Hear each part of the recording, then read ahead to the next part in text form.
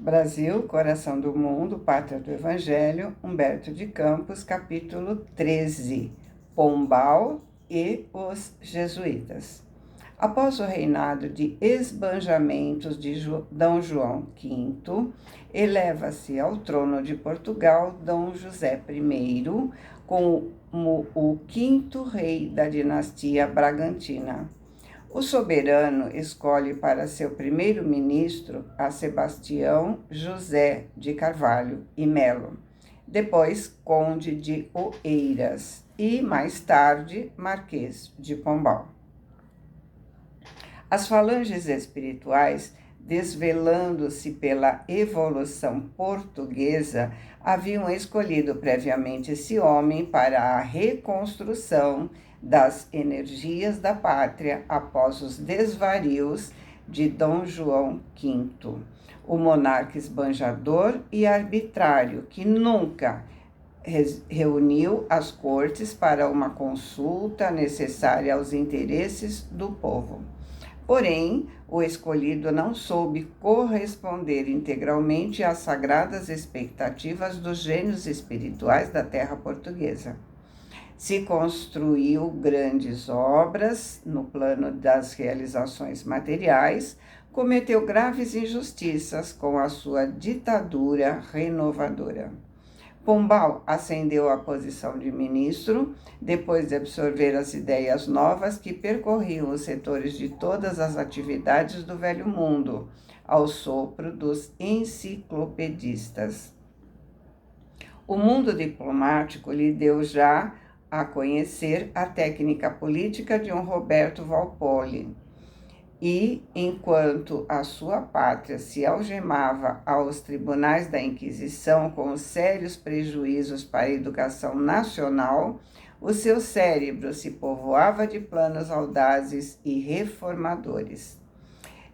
Robert Walpole foi um político britânico que é amplamente considerado como o primeiro-ministro da Grã-Bretanha. Elevando-se ao trono em 1750, D.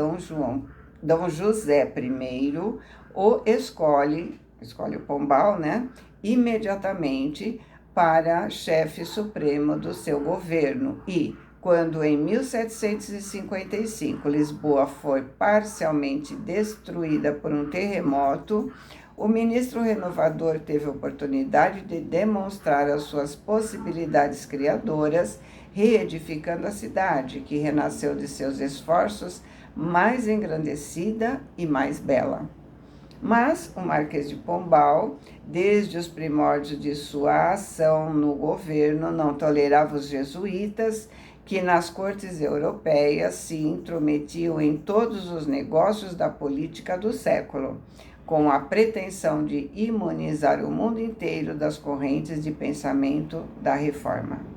Os missionários humildes da célebre campanha, localizados no Brasil em honra da verdade, estavam muito longe das criminosas disputas nas quais os seus irmãos no outro lado do Atlântico se empenhavam, mas sofreram com eles a incansável perseguição, tão logo o famoso ministro se apossou do governo. As tradições do povo e as profundas raízes da Companhia de Jesus em Portugal não lhe permitiam o banimento imediato dos membros da ordem, de sua pátria e das respectivas colônias. Uma guerra surda estabelece-se entre ele e os jesuítas. Surge, afinal, o atentado contra a vida de D. José I em 1758.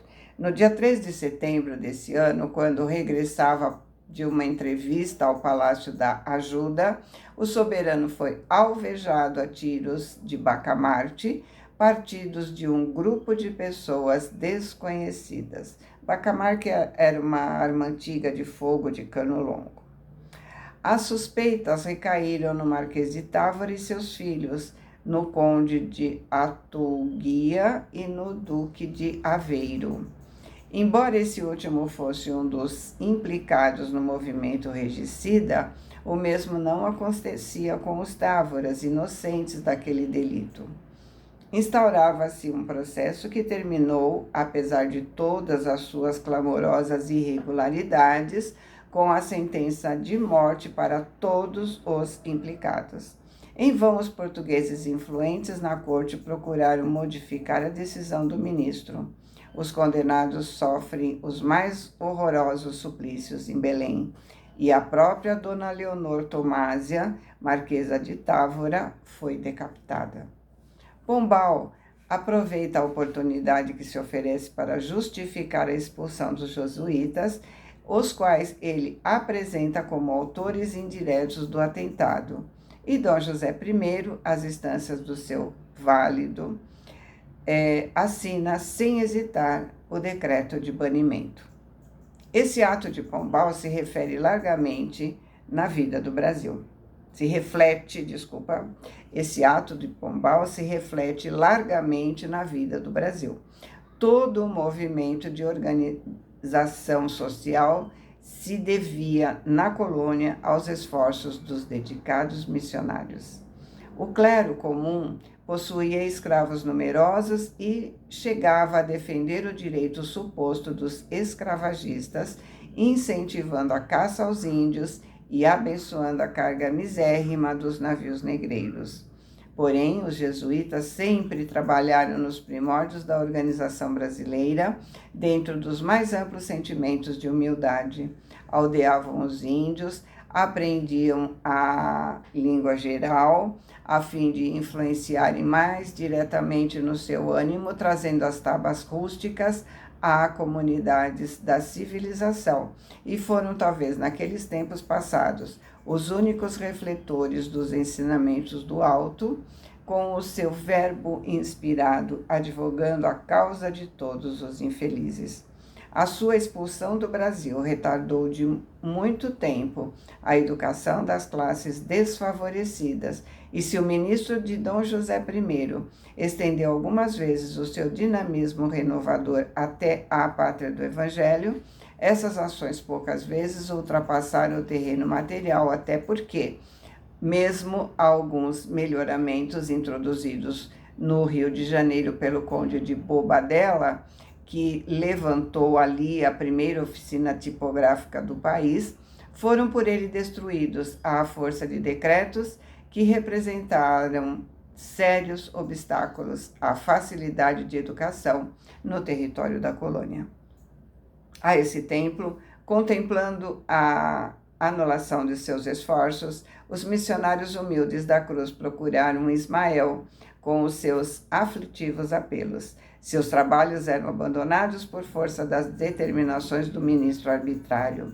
Suas intenções eram incompreendidas, suas ações fracassadas, no sentido de espalhar as claridades consoladoras do ensino de Jesus entre os sofredores. Mas o generoso mensageiro esclarece bondosamente aos seus dedicados colaboradores e explica: irmãos, muitas vezes, aqueles próprios espíritos que escolhemos para determinados trabalhos terrestres não resistem à sedução do dinheiro e da autoridade. Sentem-se traídos em suas próprias forças, entregam-se sem resistência ao inimigo oculto que envenena o seu coração. Deixai aos déspotas da terra a liberdade de agir sob o império de sua ambição e de sua prepotência. Por mais que operem com as suas possibilidades no plano físico, a vitória pertencerá sempre a Jesus, que é a claridade suave e doce de todos os corações. Porém, temos de considerar, ao lado da tirania política, que busca perder a nossa ação, o lamentável desvio dos nossos irmãos incumbidos de velar pelo patrimônio do Evangelho no mundo europeu.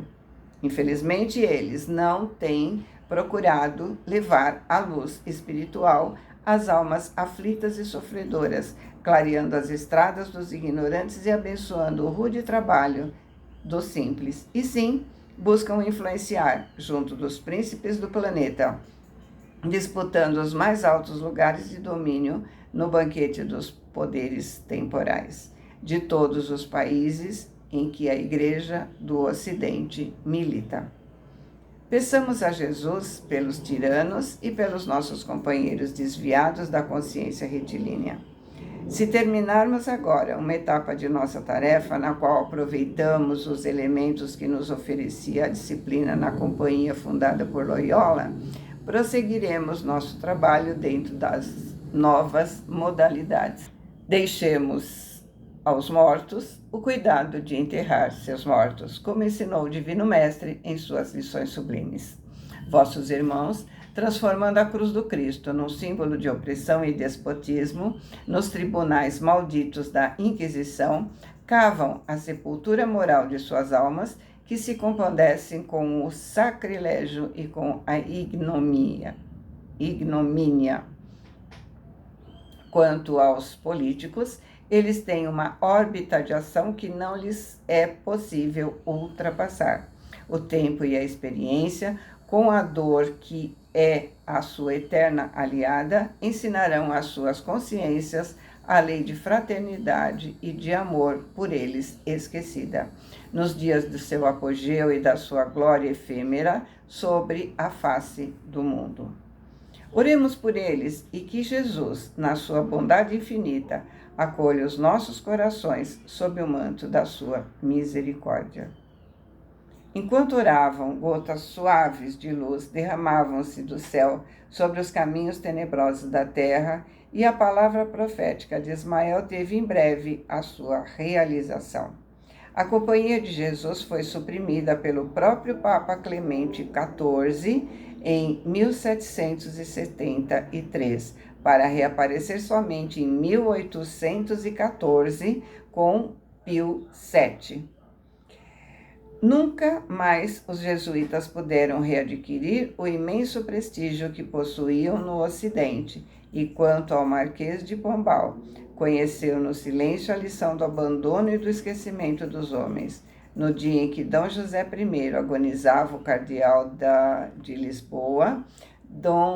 João Cosme da Cunha, que devia ao famoso ministro a altura de sua posição eclesiástica, afirma-lhe no aposento do moribundo: Vossa Excelência já nada mais tem que fazer aqui, testemunhando sua venenosa ingratidão. E daí, há algum tempo, quando Dona Maria I subiu ao trono, o demitia de todas as suas funções no reino, banindo-o da corte após um rumoroso processo em que buscou fundamentar a sua condenação. Retirando-se para a vila de Pombal, desprendeu-se do mundo em 1782, humilhado e esquecido, sob o império dos mais pungentes desgostos. E assim, Humberto de Campos termina o capítulo. Fiquem com Deus, boa semana, amo vocês.